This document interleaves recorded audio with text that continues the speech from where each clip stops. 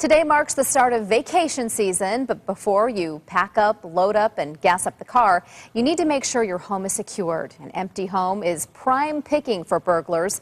ABC 15's Steve Kuj spoke to an expert who has a ton of tips for keeping your home safe.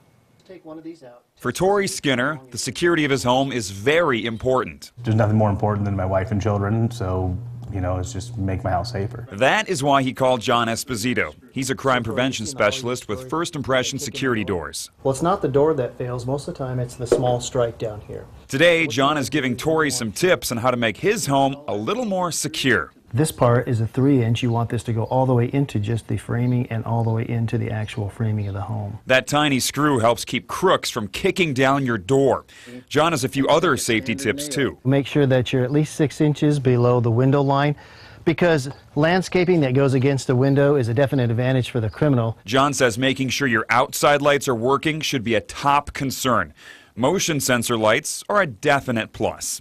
As for the windows, just locking them isn't always enough. Simple thumb turn locks keep your windows from being pushed open, and wooden dowel rods placed in the frame can be used to keep sliding doors and windows from opening. They can simply break through here, then with a coat hanger or a hook, they can pull this apparatus, which is designed to release the garage door if there's no power or in an emergency. The solution? Simple. A 20-cent plastic tie that will keep the emergency handle from being pulled.